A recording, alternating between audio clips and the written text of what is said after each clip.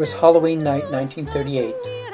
I was 12, living in an apartment in Brooklyn with my sister Lula, my mom and dad, and my grandma, Bubby.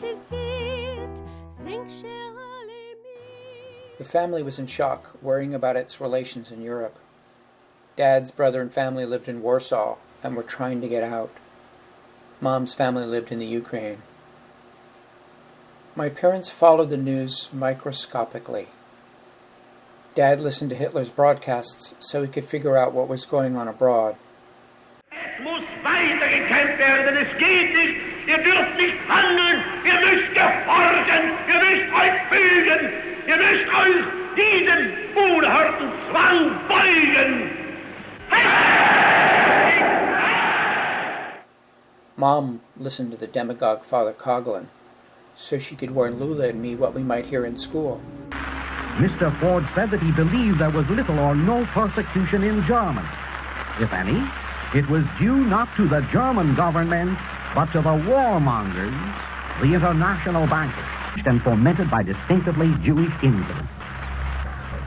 By all means, let us have courage to compound our sympathy, not only from the tears of Jews, but also from the blood of Christians.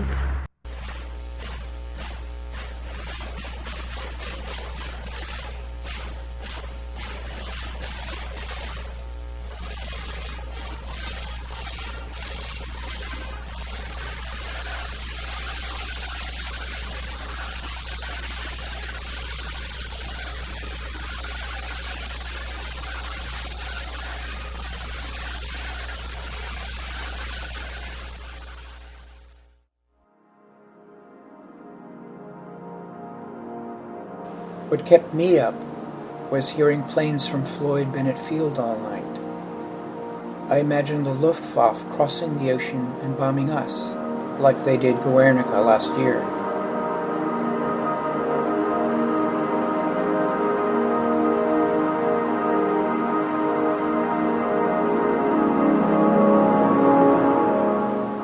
Or like the Japanese bombed Canton in the summer.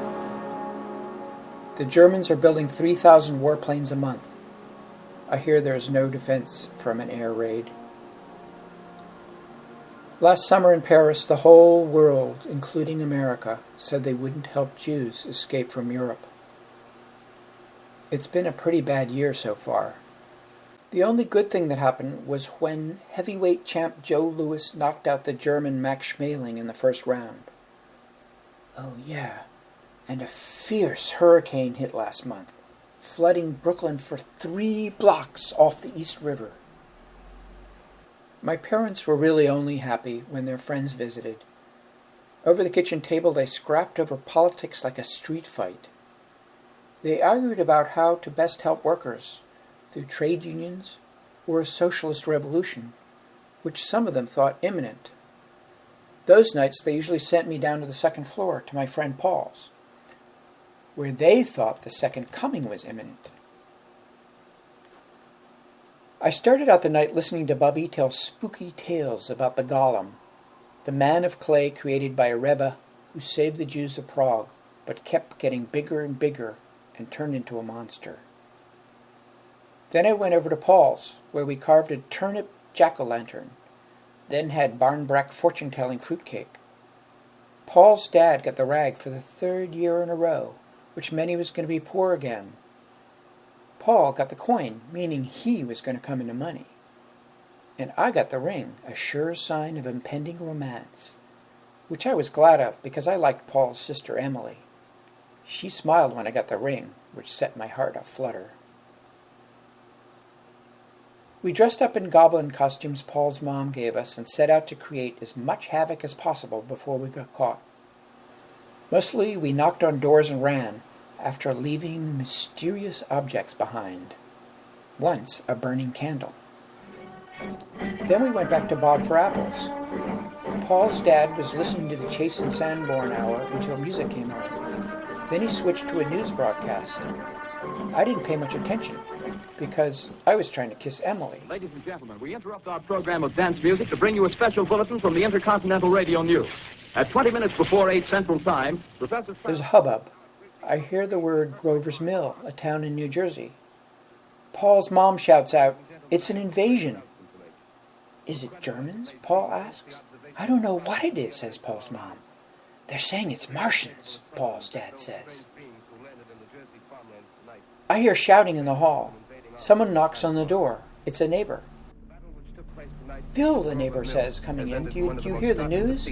"Yeah," said Phil, Paul's dad. Now I remember his name. "What should we do?" the neighbor says. "They're coming over the Hudson." "Maybe they'll stop in Manhattan. Maybe we're safe over here," says Paul's mom. A bunch of other neighbors come over. One of them has a shortwave, a flashlight, and a bag of Wonder Bread. "Come on, we're going to the basement," he says. I hear other people shouting in the hall, outside. Phil noticed I was getting kind of panicky, so he told me to go home. When I got home, this is the conversation we had, as best as I recall. "Sit down, Max," my mom said. "Catch your breath. What's the fuss?" "They're on the Hudson. We gotta go to the basement." "Who's on the Hudson, Max?" said my dad.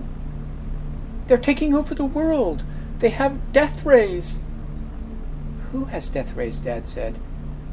"The Martians." "Ah," Dad said. "The Martians." "No? The whole world is coming to an end now? Not just the Jews?" said Bubby. "It's true. It's on the radio." "What? We're not even safe here in the Golden Medina?" "Is that what all the racket is?" Dad said. "They think Martians have landed?" "The broadcaster is there. He'd know." "Seeing is believing, eh?" Dad said. "They have gas." "The Hasidim must be dancing." "Hush, Bubby. If Grandma had wheels, she'd be a wagon."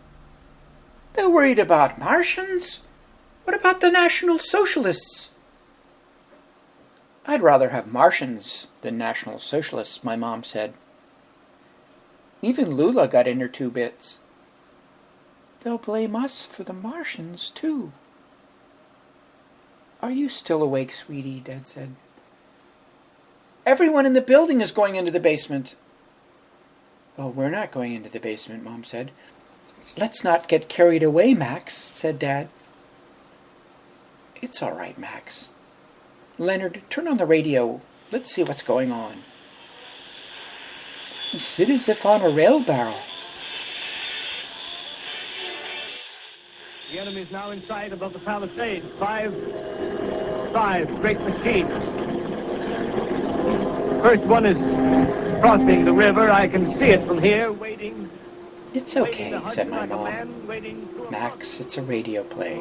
People are trying to run away from it, but it's no use. They're falling like flies. Now the smoke's crossing 6th Avenue. 5th Avenue. 100 yards away. It's 50 feet.